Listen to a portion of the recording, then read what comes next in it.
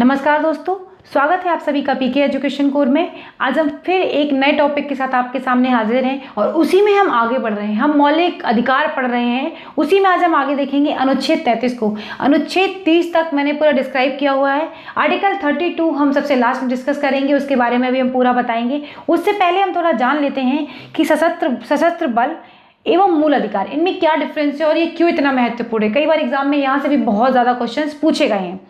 तो इसमें यह है, आर्टिकल 33 कहता है यह संसद को अधिकार देता है। क्या अधिकार देता है कि वह सशस्त्र बलों, अर्धसैनिक बलों, पुलिस बलों, खुफिया एजेंसियों एवं अन्य के मूल अधिकारों पर युक्त प्रतिबंध लगा सकता है। मतलब संसद को अधिकार देता है कि ये जो संस्थाएं हैं इन पर प्रतिबंध लगा सकता है। कैसे? इसके अंतर्गत विधि निर्माण का अधिकार केवल संसद को है, ना कि राज्य की विधानमंडल को। ये बात बहुत समझने योग्य है कि जो राज्य की विधानमंडल है वो आर्टिकल 33 में कोई प्रावधान नहीं बना सकती है। केवल और केवल किसे अधिकार है? संसद को। इस तरह संसद में बनाए गए किसी कानून को न्यायालय में किसी मूल अधिकार के उल्लंघन की चुनौती नहीं दी जा सकती है। संसद ने कुछ सैन्य अधिनियम भी बनाए हैं। इस बात को आप थोड़ा सा डिटेल में अगर समझने की कोशिश करेंगे तो आर्टिकल 33 ये कह रहा है कि संसद को ये अधिकार दिया गया है, राज्य ये क्या है, ये देश की सुरक्षा से संबंधित मामले हैं। अगर आप इन सभी को देखेंगे, सशस्त्र बल हो, अर्धसैनिक बल हो, पुलिस बल हो, खुफिया एजेंसी हो या इस तरीके की और भी संस्थाएं हो, ये सारी की सारी क्या है, ये देश के लिए बहुत ज़्यादा महत्वपूर्ण है। इसीलिए संसद इन पर कानून बना सकती है, ना कि राज्य की विधानमंडल इस पर कानून नहीं बना सकती है। और ना ही ये जो व्यक्ति हैं, इसके अंदर जितने भी कार्यकारी व्यक्ति होंगे, वो जितने भी अधिकारी होंगे या लोग होंगे, वो क्या कर सकते हैं, ये नहीं कह सकते हैं कि हमारा अधिकारों का उल्लंघन किया गया है या हमारे अधिकारों का हनन किया गया है। ये चीज़ नहीं कह सकते हैं, क्योंकि देश की जो स्वतंत्रता है या देश की जो संप्रभुता है उससे बढ़कर कुछ भी नहीं है। तो इस पर कानून कौन बना सकता है? संसद बना सकती है, ना कि विधानमंडल। जैसे कि सैन्य अधिनियम 1950 बनाया गया, नौसेना अधिनियम 1950 बनाया गया। ये इस तरीके के प्रावधान अधिनियम बनाए गए। अभिव्यक्ति की स्वतंत्रता, संगठन बनाने का अधिकार, श्रमिक संघों या राजनीतिक संगठन बनाने का अधिकार या फिर सदस्य बनने का अधिकार, प्रेस के मुखातिब मतलब प्रेस के सामने कोई बात बोलने का अधिकार, सार्वजनिक बैठकों या प्रदर्शन करने का अधिकार आदि पर रोक लगाते हैं। समझ रहे हैं ना आप बात को, कि जितनी भी ये इंपॉर्टेंट संस्थाएं हैं ये सारी की सारी, ऐसा नहीं है कि जो सेना में भर्ती लोग हैं वो आके मीडिया के सामने कुछ भी बोल देंगे या फिर कोई भी मतलब सेना से संबंधित तीनों सेनाओं में से किसी भी सेना के लोग इस तरीके का काम नहीं कर सकते हैं कि प्रेस के सामने आके कुछ भी बोल दें या फिर किसी राजनीतिक संगठन का वो हिस्सा बन जाए या फिर ये इस तरीके का काम करने लगे जो कि कहीं पर भी देश की संप्रभुता पर कोई बात सामने आती है। सार्वजनिक बैठकों में हिस्सा नहीं ले सकते, धरना प्रदर्शन नहीं कर सकते। इसमें न केवल बड़े अधिकारी शामिल हैं, एक बात और समझने की, इसमें हर छोटे से छोटा एम्प्लॉय वहाँ का इसमें माना जाएगा, चाहे वो टेलर हो, चाहे वो बर्तन धोने वाला हो, चाहे वो खाना पकाने वाला हो, चाहे वो कोई भी छोटे से छोटा और बड़े से बड़ा अधिकारी, इसमें इस तरीके के कामों से उसमें संसद उनको रोक लगा सकती है और वो ये नहीं कह सकते हैं कि हमारे अधिकारों का हनन किया जा रहा है। ये चीज़ इसमें शामिल नहीं है। अब थोड़ा सा एक चीज़ जान लेते हैं, मार्शल लॉ और राष्ट्रीय आपातकाल में अंतर। तो पहले हम मार्शल लॉ के बारे में जान लेंगे, फिर हम जान लेंगे राष्ट्रीय आपातकाल के बारे में।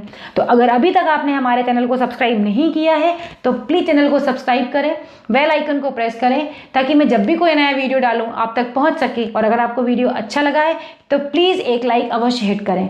तो मार्शल लॉ में क्या है, यह सिर्फ मूल अधिकारों को प्रभावित करता है। किसको प्रभावित करता है? सिर्फ और सिर्फ मूल अधिकारों को। यह सरकार एवं साधारण कानूनी न्यायालयों को भी निलंबित कर देता है। यह कानून एवं व्यवस्था को भंग होने पर उसे दोबारा निर्धारित करता है।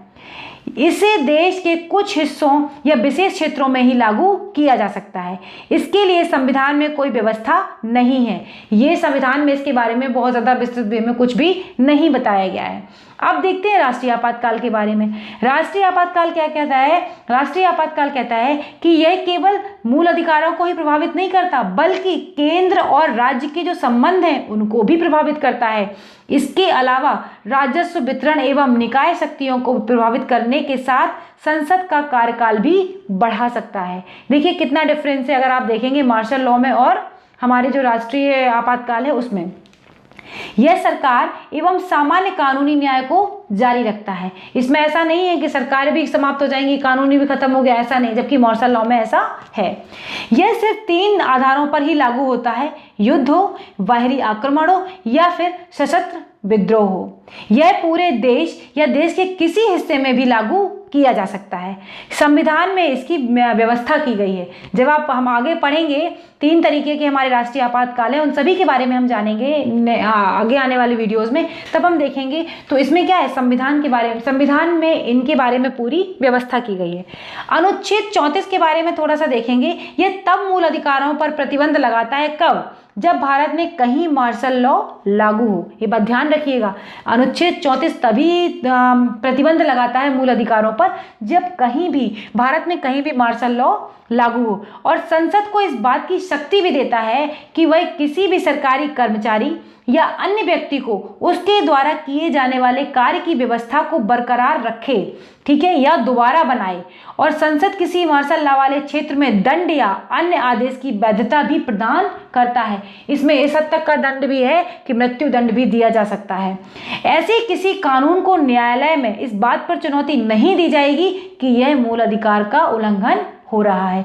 तो आप समझ गए ना, आर्टिकल 33, आर्टिकल 34 में क्या है, मूल अधिकारों के हनन के लिए आप कुछ भी ऐसे नहीं बोल सकते हैं। मार्शल लॉ जो है वो एक अंग्रेजी कानून से लिया गया, समझ में ही जैसा कि आ रहा होगा। हमारे संविधान में इसकी व्याख्या नहीं की गई है, फिर भी इसे संविधान के अनुच्छेद 34 के तहत भारत के किसी भी हिस्से में लागू किया जा सकता है। इसका अर्थ है सैन्य शासन। इसके तहत सेना द्वारा सामान्य प्रशासन को होने नियमों से संचालित किया जाता है। मतलब सेना जो है वो ही सारे कामों को संचालन, प्रशासन जो है वो सेना के हाथों में चला जाता है।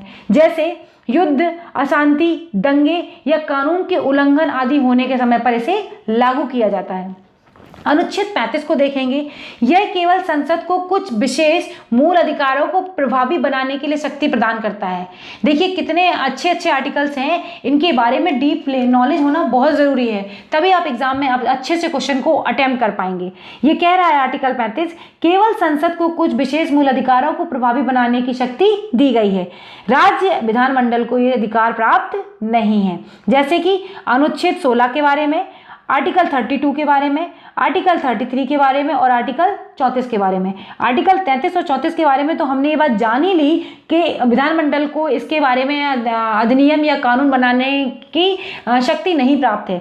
लेकिन आपने जाना आर्टिकल 35 भी यही कह रहा है कि ये इनके बारे में प्रावधान कौन नहीं कर सकता है, राज्य की विधानमंडल कोई भी कानून नहीं बना सकती है। मूल अधिकारों के तहत भी दंडित करने का प्रावधान है, जैसे कि अस्पृश्यता, आर्टिकल 17 क्या है, अस्पृश्यता, अनटचेबिलिटी के लिए जो एक्ट है उसमें। और आर्टिकल 23 बच्चों की या औरतों की या पुरुषों की खरीद और बिक्री पर ये रोक लगाता है। तो ये जो आर्टिकल्स हैं ये भी बहुत महत्वपूर्ण आर्टिकल हैं, 33, 34, 35। ये आर्टिकल भी एग्जाम में कई बार पूछे गए हैं और कई बार बच्चे इनमें बहुत ज़्यादा कंफ्यूज होते हैं। तो थोड़ा सा मैंने समझाने की कोशिश की है। अगर आपको वीडियो अच्छा लगा है तो प्लीज़ इसे लाइक भी करें, शेयर भी करें, और अगर अभी तक आपने हमारे चैनल को सब्सक्राइब नहीं किया है तो प्लीज़ चैनल को सब्सक्राइब करें, बेल आइकन को प्रेस करें। शेयर करने के लिए कहती हूँ, लेकिन बहुत से लोग मुझे लगता है कि कभी भी कोई शेयर करता ही नहीं है। अच्छा भी लगता है, ऐसा नहीं कि शायद मेरा वीडियो अच्छा लगा या नहीं लगा, कई बार लोगों को बहुत वीडियोज़ भी अच्छे लगते हैं फिर भी उनसे लाइक भी नहीं किया जाता और उन्हें मतलब नहीं मन करता कि वो शेयर करें। तो प्लीज़ ऐसा ना करें। अगर आपको लग रहा है अच्छा तो कम से कम आप एक लाइक तो कर ही सकते हैं। शेयर आपकी मर्जी, अगर आपको करना है तो करिए, नहीं करना है तो कोई बात नहीं। और अगर आपको कुछ भी इससे फ़ायदा होता है तो प्लीज़ कमेंट बॉक्स में अवश्य बताएं और कहाँ पर कमियां हैं उसको भी बताएं। अगले वीडियो में फिर मिलेंगे, तब तक के लिए धन्यवाद दोस्तों, नमस्कार।